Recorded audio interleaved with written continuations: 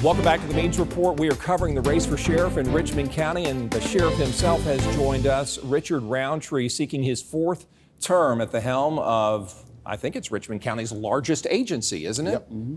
Let me ask you this, Sheriff. First of all, welcome. Well, thank you for having me again, Brad. Glad to be here. Well, I'm glad you're here too, and you're good to always come to the Means Report to talk to me.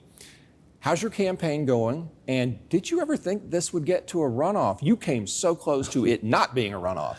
Yeah, we had outstanding support during the primary. But anytime you got three or more candidates in a race, you always have to predict a runoff. It's just from that, depending upon the turnout. So, we all wanted to win it outright. We came, like I said, extremely close. We had outstanding turnout, a huge support, 2-1 over both our other candidates. So we're extremely proud of that. But now we're just asking people to come back to the polls, look at the record of both candidates, and hopefully that will come out on top again. I'll be honest with you, Sheriff. There was no shortage of criticism of you from our first guest, your opponent, Eugene Brantley. And I don't want to spend our whole time just going point by point, but let's just talk about the biggest news. That's that shooting that happened downtown this past weekend. My question to you, and by the way, we're recording this on a Thursday, so it was this past weekend.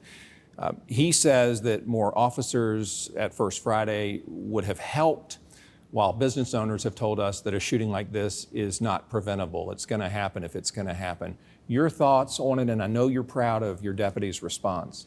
Absolutely. You had 3 deputies who were on the scene immediately when the gunfire started. I don't think you can get a better response than that. And in whatever capacity they're working, they are Richmond County deputies first, and they know that. First Friday, we planned for First Friday. I was down for First Friday earlier that day, so I was walking around in the crowd, and I saw deputies and spoke to deputies. So we had a police presence there. Like I said, I'm just so happy that at the time when this shooting did happen, that the police we had there acted so quickly. And there's no doubt that they saved dozens of lives that day. I mean, there's no doubt, and I can't say enough about their response to gunfire in the middle of a chaotic situation. So, my opponent always offers criticism about the sheriff's office, but he never offers any solutions. And that's been the theme of his campaign. He's never brought any solutions to the table. So I just ask the citizens to look to the fact that we've been doing these First Fridays for 12 years now. Like you said, downtown is one of the safest places that you can be. And like I said, I was downtown earlier that evening before the incident happened, so I know there's police presence there. Sheriff, do people want to be police officers anymore? I know that last time we talked, you said the events that have happened in this country have probably diminished that interest. Do you think folks want to grow up and be police officers anymore? And if not, how do we get them to have that dream? Yeah, I think the act of service is getting back instilled in individuals. But again, about 4 years ago, doing the social justice movement with the George Floyd, a lot of negativity and resentment came toward police officers and law enforcement. And you saw a lot of people leaving the profession.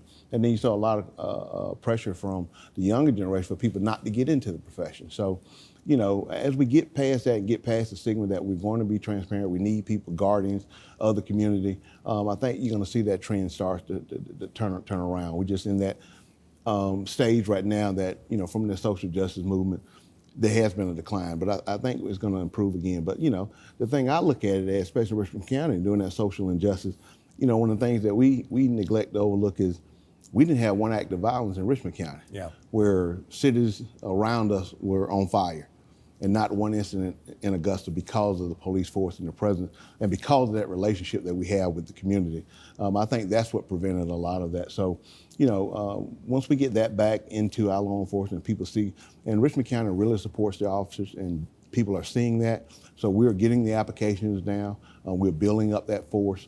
But like I said, in the last 4 years, has been a struggle for law enforcement throughout the nation. Are you okay with the governor or the state of Georgia helping us to get some temporary officers to fill in? We've always had a great relationship with partnering agencies. As you know, every time we do an operation, we partner with state and local agencies. That's not something new. Georgia State Patrol came down 2 weeks ago, right before Memorial Day, and did a joint operation with us. So this is not something that just happened in lieu of the shooting. This is something that's been ongoing with us and state partners for a while now. I know a lot of people want to publicize and make it look like it's a reaction to an event that happened, but we've been partnering with state and other agencies throughout my time as sheriff. That's one of the keys that makes us successful.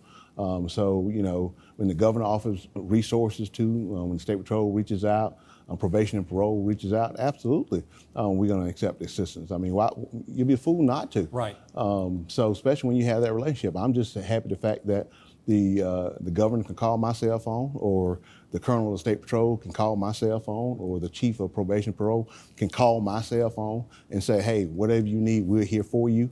That shows the relationship, and that's something I'm proud of. Sheriff Roundtree, I tell you what, it makes me sad sometimes on the news when I see how young some of these suspects are, teenagers. And I know we talked about this during our last visit, but how can we, and maybe we start at kindergarten, how do we convince these young people you do not solve problems with guns? Yeah, there is a lack of conflict resolution skills among our young people. Yeah. You know, 25 years ago when I was working the streets and working homicide, you know, we talk about youth violence, we're talking about 18, 19, 21-year-olds. Unfortunately, now we talk about 13, 14, and 15-year-olds. And that is sad, right here in Richmond County, where you have a 13-year-old accused of a homicide, or two 15-year-olds accused of homicide. And it goes back to, again, it's a community issue. What is their home life, the educational factor, you know, some social factors that's going on in these kids' lives, and they got to be introduced to structure early. Like we said, we do a chance program that we start in 5th grade. The state of Georgia Sheriff Association does it. It's been taught that in our last conference that we may move that back to 3rd grade instead of 5th grade, that we need to reach these kids a lot younger than we're doing. So that's something we have in discussion on the state level about, because, you know, all neighborhoods and counties are seeing this trend. So we're going to have to engage our youth earlier, but we also got to have the support of a community.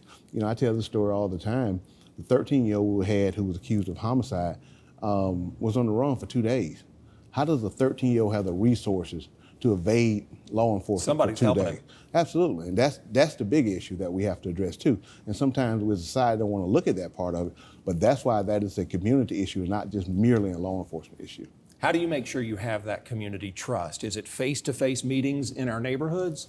Yeah, we established a community service division when I started 12 years ago. That's one of the things I wanted to create, where we have a designated unit that their function, even though they're certified deputies, their function is to interact with community events, community resources, neighborhood watches, neighborhood associations, to set up that liaison, that partnership between the sheriff's office and the community. That is their job, to build those relationships. That's why we have our Citizen Police Academy, which we're in our 21st academy that's going on right now. We're recruiting kids now for our Youth Citizen Police Academy that we do during the summer, for our kids in COTS camp that we do during the summer.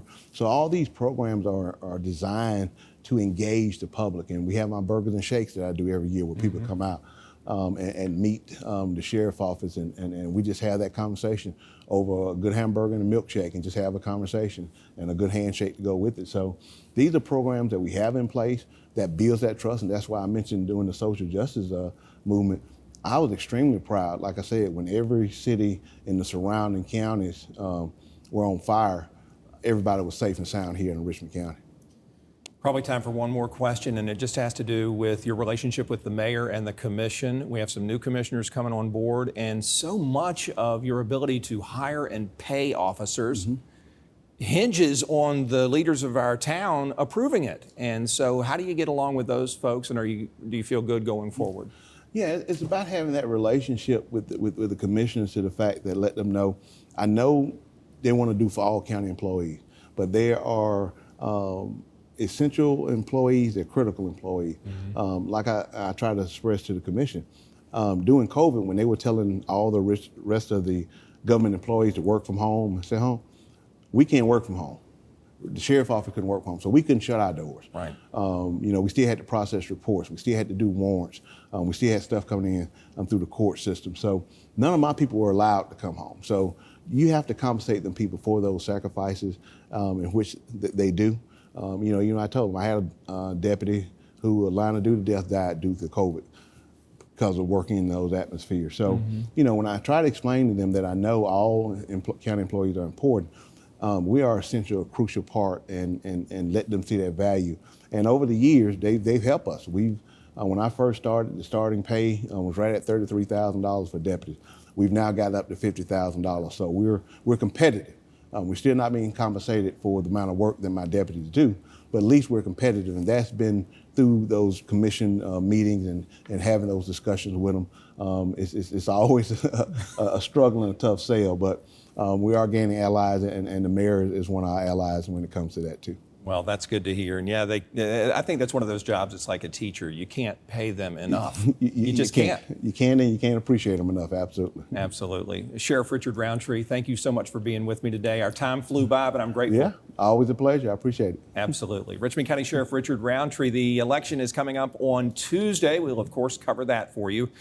And when we come back, ways that you can stay in touch with the Means Report and help us get more great guests like Mr. Brantley and Sheriff Roundtree. It's easy to do it. We'll show you next.